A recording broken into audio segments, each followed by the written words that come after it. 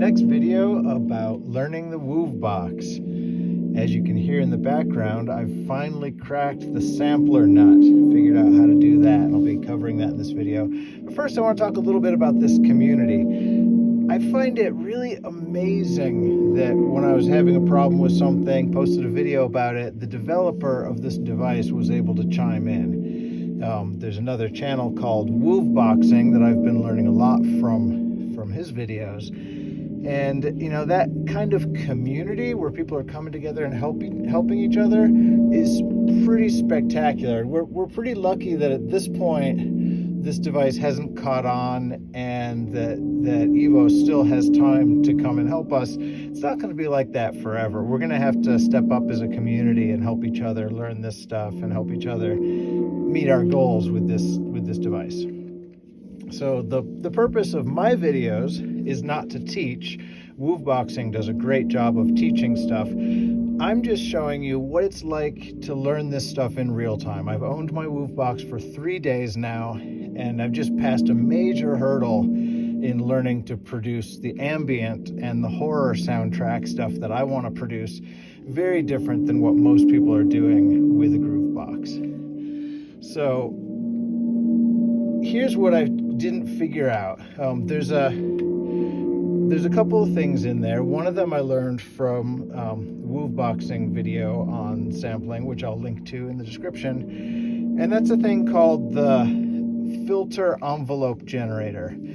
I still don't understand what it does, but I do know that you have to turn it all the way down if you want to be able to hear your samples. The other thing I found out is that there's a thing in the oscillator menu called Slice Select, and this is what I hadn't found. In order to do what I want to do, play your samples chromatically, have them shift pitch with the keys, you have to select a slice, and then it'll change the pitch for you. The original setting was 1 through 16, and what that does is inside of your sample mode,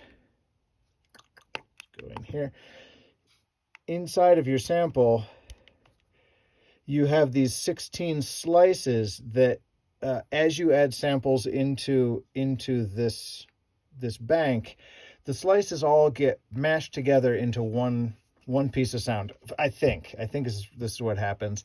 I only have one sample in one location. There's nothing in 2, 3, 4.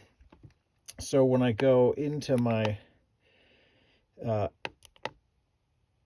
oscillator, I have to tell it, don't play the different notes as if that you have 16 slices.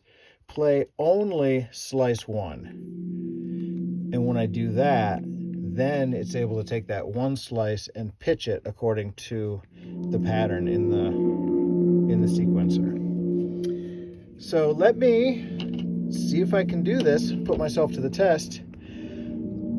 I'm going to reinitialize. No, I'm just going to go to another song. Go to another song, create a new sequence, and just do this whole thing from scratch. And just put a bunch of random notes in here.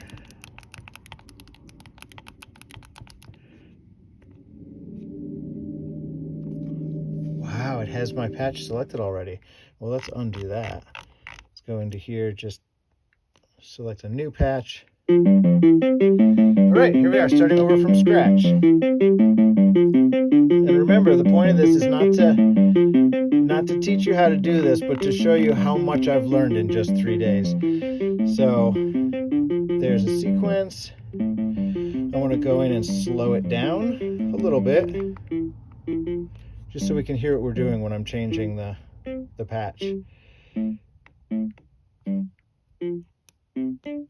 Okay, the volume is right. Let's put this at 0, transposing, so that we've got just the raw sample at its correct pitch. All right, going to the oscillator.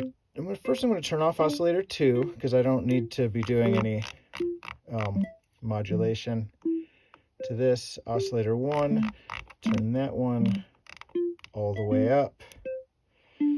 Turn off the detuning, don't need that. Right now it's a sine wave. All right, and then here's the key, one of the keys that I don't understand. I'll learn it. Filter envelope generator depth. Turn that down to 0. And again, I'm doing this just because Wooveboxing showed to do this in his video. I don't know why I'm doing that. I'll learn that later, and then I'll share it with you. All right. So now I'm going to go back into Oscillator 1. Right now it's on sine 1. I'm going to scroll through and make it my sample. So there's the sample. And go into global menu, and no, it's the envelope. Oh, sorry, it's the amplitude envelopes. So go into the amplitude envelope, turn up the sustain, turn up the release, go back into the global, and I didn't remember to turn off bit crushing, saturation are off, reverb, chorus, delay, they're all off. Great. I'm going to turn the reverb up a little bit.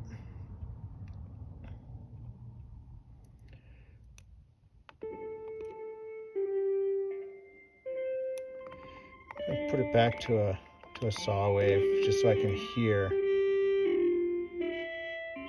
what's happening.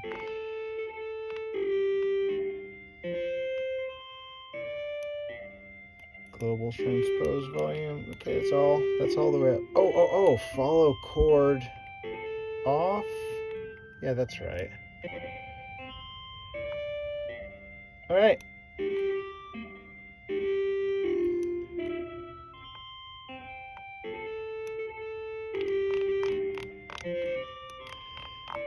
So with my sound, I want it to fade in. So I'm changing the attack. I'm gonna turn everything down to 0 on this other. All right, put the attack up, keep the delay up, sustain all the way up. Oh, make the release more like 1.5 seconds. I think that's what that means.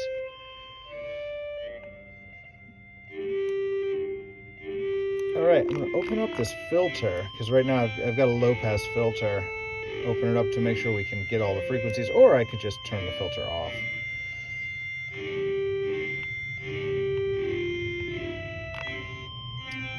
All right, so now let's go into the oscillator and see if I can put it onto my patch and have it work. I don't know why it isn't. AEG. Oh, you know what? I don't know what this is either. So I had it on 64 just so it'd be dead center in case it's doing something.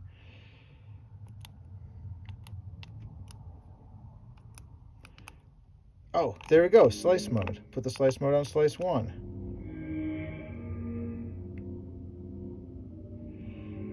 All right, so we're starting to get what I wanted. Go into here.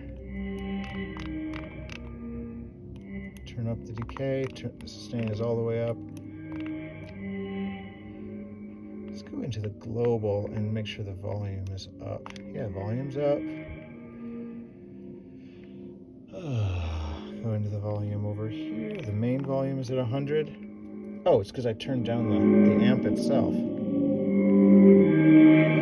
Or the global reverb is all the way up. Give it a little bit of delay.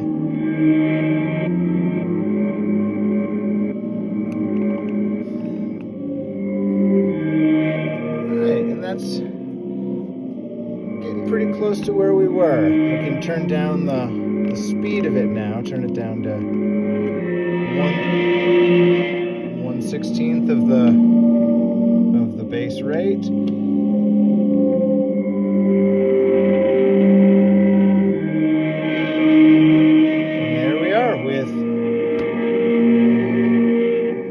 Of some horror sounds, and from here I would just sit and play with it, tweak it a lot, and get it to do exactly what I want. But this is a sample that I recorded in, and it's sounding one of the tracks of a horror soundtrack. Thanks so much for tuning in and checking this out, and I'll go keep playing, keep exploring, and I'll come back and let you know what I learn. In the meantime, did you notice how fast I'm whipping through these menus, changing parameters? I'm getting a good sense of where everything lives, how you can manipulate it. When people say that this thing is easy to learn, it's pretty easy to learn. I'm only 3 days in, and I have no problem finding all the settings that I want to change, changing them, and having a pretty good idea about what's going to happen when I do that. Amazing interface, really pretty amazing little device. I can't wait to see when I get to the point that I can start really producing music. Yeah, seems like it'll only be another week now. All right, talk to you later. Bye.